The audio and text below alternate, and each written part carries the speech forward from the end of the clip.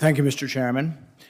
After more than a year of arbitrary lockdowns and other unnecessary government regulation, Americans are finally getting some of their freedoms back.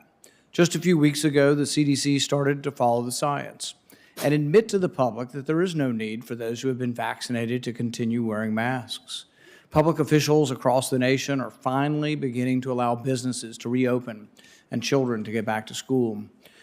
These actions should have been taken months ago and are only the first step as we begin to try to heal our nation and the economy from government's unnecessary intervention in our day-to-day lives.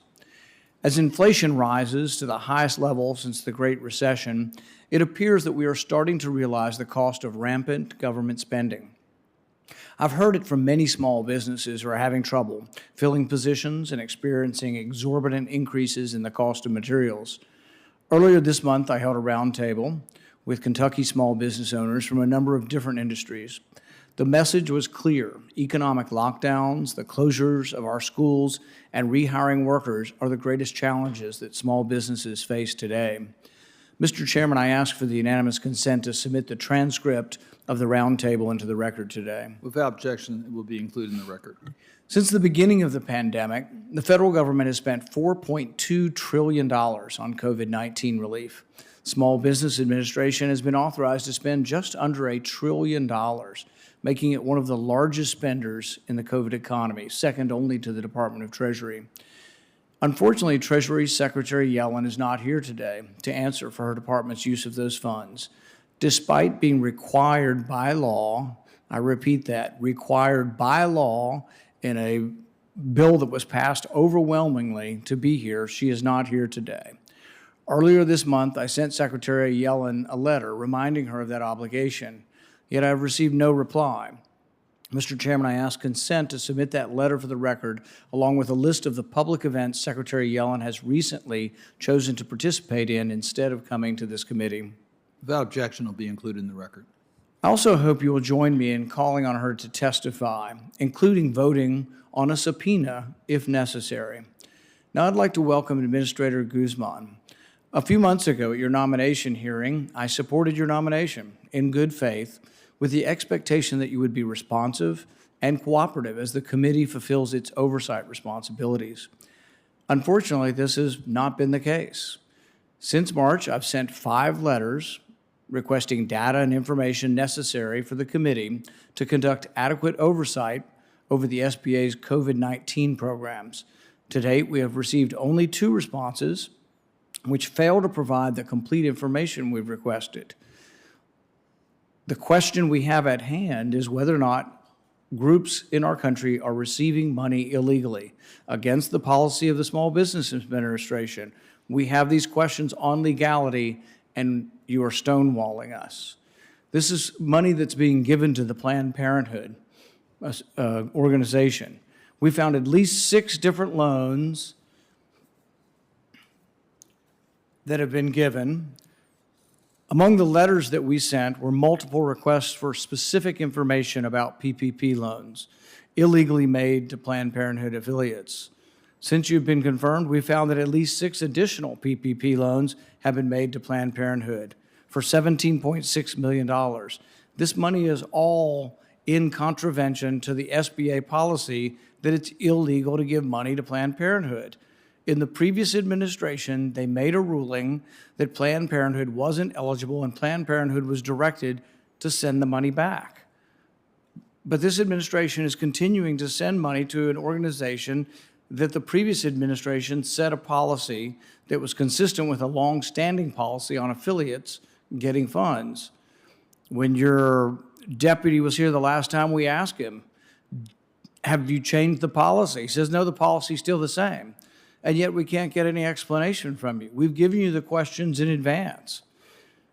These loans were approved in defiance of the law, not in accordance with the law, and are just one of the many glaring issues with Small Business Administration programs. But unfortunately, we cannot be sure due to the continued failure on your part to be transparent and provide the committee with the information we need to do our job. I look forward to hearing your testimony, and I'm hopeful that we can find answers to our numerous outstanding questions. Thank you, Senator Paul. Administrator Guzman, it's a pleasure to have you before our committee. Your full testimony will be made part of our record. You may proceed as you wish. Thank you so much. Good afternoon, Chairman Cardin, Ranking Member Paul, and members of the committee. Thank you for the invitation to be here and for the opportunity to discuss SBA's programs and response to the COVID-19 pandemic. When I appeared before you as a nominee recently, I did mention how this unprecedented crisis has impacted our nation's 30 million small businesses and innovative startups, and it really created a sense of urgency for me as well as my team to work harder, think more creatively, and build more collaboration to meet the desperate need presented by this moment. In my first 2.5 months as SBA administrator, I can tell you that my motivation to deliver for our entrepreneurs has only intensified. And I have to share how proud I am of my incredible mission-driven team at the SBA, who, despite having had to scale at such a high intensity over the past 14 months, remain incredibly committed to our nation's entrepreneurs. They've been working around the clock to deliver the American Rescue Plan's crucial relief programs to ensure our small businesses can survive this disaster and get on the path to recovery, growth, and resilience. We're making significant progress, particularly in our efforts to reach small businesses owned by women and people of color who, because of longstanding barriers to capital markets and networks, suffered disproportionately from this pandemic, and by many accounts weren't able to access relief. We're seeing the impact, and the latest economic reports do show that small business jobs have begun to rebound and proprietors' income levels have begun to recover. And we're hearing from the small businesses we serve that both our traditional and our new relief programs have created vital lifelines. Earlier this month, we successfully launched the $28.6 billion Restaurant Revitalization Fund. As of Monday, when the application portal closed, we've received more than 372,000 applications, representing over $76 billion in requested funds. And more than half of those applications came from the food and beverage businesses owned by women, veterans, and people of color who, as directed by Congress, received priority access to the program. And we're reaching the smallest of the small food and beverage businesses with 1/3 of the total funds set aside just for them, including a specific set aside I created for businesses with revenues of $50,000 and under. I'm proud of how we rolled out this program in under 2 months while focusing on my key priorities of meeting small businesses where they are and integrating a customer-first, technology-driven, and equitable approach. We also launched the $16.2 billion Shuttered Venue Operators Grant Program.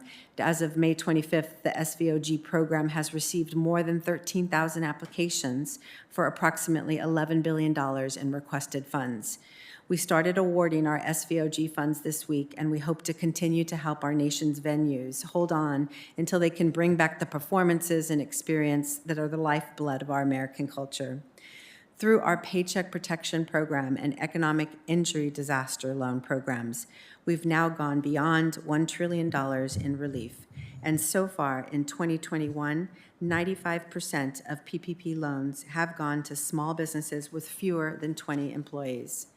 Our priority across all our relief programs is to get funds into the hands of small businesses swiftly, efficiently, and equitably. At the same time, we're also committed to maintaining a high level of oversight to minimize fraud and abuse while elevating transparency and open communication.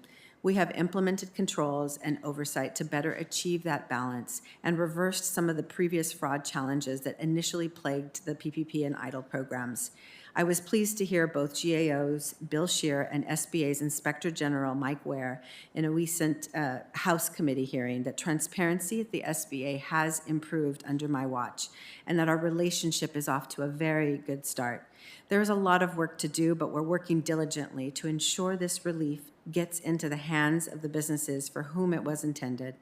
Beyond our COVID relief programs, we're also looking to the future and our nation's economic recovery with an eye toward equity. Small businesses are starting to reopen, but they're still reeling from major revenue losses, and most expect recovery to take more than 6 months. This means that we will continue to see the need for capital, which is why SBA is exploring all options to open up capital access, including direct lending. Additionally, we know that the best thing we can do for our small businesses is to help our nation recover from COVID and get our marketplaces and main streets back to normal. With more than 61% of adult Americans who have taken at least one shot of the COVID vaccine, we're making progress. The SBA is doing its part by getting the word out about the American Rescue Plan's tax credit available to small businesses that provide paid leave to employees receiving or recovering from COVID vaccinations. There is so much more work to do. As the voice for America's 30 million small businesses, I will be leveraging every tool at my disposal to bring businesses back, create jobs, and build an equitable economy that works for everyone. I look forward to partnering with you to give all entrepreneurs the tools they need to start, sustain, and grow into the future. Thank you, Mr. Chairman, Ranking Member Paul, and all the members of the committee for the opportunity to appear before you today.